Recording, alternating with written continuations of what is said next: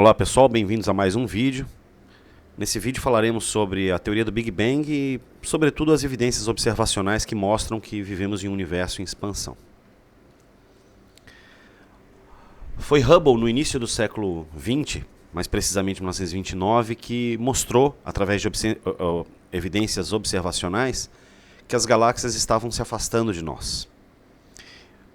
Para isso ele precisava de dois elementos físicos, a distância até essas galáxias e as velocidades dessas galáxias. As distâncias ele determinou com o método das variáveis cefeidas, que eu posso fazer um vídeo depois sobre isso, que é bastante interessante realmente esse tópico. Mas aqui eu vou me concentrar no que o Edwin Hubble fez. Então, ele usou as distâncias através do método das variáveis cefeidas, então ele sabia precisamente as distâncias até as nebulosas ou galáxias que ele estava estudando. Por outro lado, ele media a velocidade de afastamento das galáxias através dos seus espectros. Os espectros são a intensidade da luz em função do comprimento de onda, e basicamente os espectros de galáxias são dominados por linhas de emissão e linhas de absorção também. O que ocorre é que essas linhas elas têm um comprimento de onda característico ou esperado no laboratório. Entretanto, nas galáxias, como elas têm movimento, o Hubble notou que essas linhas estavam deslocadas.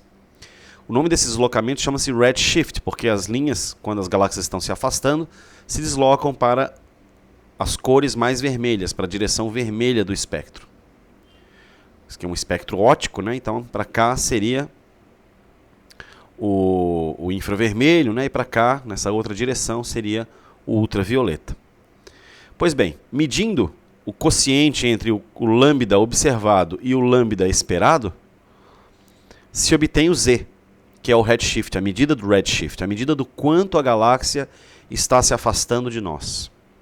Com isso se calcula a velocidade, e agora sim, Hubble tinha um conjunto de velocidades e distâncias para as mesmas galáxias. Colocando num gráfico, ele viu que os melhores ajustes para cada um desses pontinhos, que é uma galáxia, seria uma reta, né? O diagrama é velocidade em km por segundo, distância em parsecs, cada parsec é 10 na 16 metros. Aqui nós temos 10 na 6 parsecs, 2 vezes 10 na 6 parsecs, perdoando aí que o gráfico não é tão bonitinho, mas é um gráfico de 1929, do trabalho original de Hubble. Então ele acha um coeficiente angular da reta, que mais tarde veio a ser conhecida como a constante de Hubble, de 530 km por segundo por megaparsec. Ora, esse diagrama entrou para a história como o chamado diagrama de Hubble. Essa foi a primeira tentativa, né, de entender o porquê que as galáxias mais distantes possuíam velocidades de afastamento muito grandes também. Ao longo do século XX, vários autores fizeram tentativas de medição, né, conforme esse outro gráfico mostra, do professor Alexander Filippenko e do professor Adam Riess, de 98, já aí quase 70 anos depois, né, 69 anos depois, usando um outro método para determinar distâncias, mas eles também encontram que as galáxias se alinham numa perfeita reta, né, aí, dentro da barra de erro. Só que as distâncias que eles conseguiram amostrar são muito maiores, né, 700 megaparsecs, em contraste com os outros, só com os 2 megaparsecs que o Hubble conseguiu fazer naquela época. As velocidades também aumentam, né? Pegando esse ponto aqui, que está mais ou menos aí em 39.900 e aqui em 580, a gente acha aí mais ou menos 68 km por segundo por megaparsec. Bastante diferente, obviamente, dos 530, né, que o Hubble encontrou lá em 1929. Isso aqui é um diagrama de Hubble um pouco mais moderno, né? Existem outros mais modernos ainda, né? Ora, Hubble descobriu, portanto, que se as galáxias estão se afastando, se a gente voltasse o filme do tempo, né, a linha do tempo, as galáxias estariam mais próximas, e possivelmente num passado remoto em um ponto de singularidade que deu origem a todo o universo, chamado Big Bang. Essa ideia, embora tenha sido verificada experimentalmente ou observacionalmente por Hubble, ela foi proposta em 1927 por Lemaitre, do ponto de vista teórico, é a teoria do átomo primordial, quem quiser pesquisar sobre isso.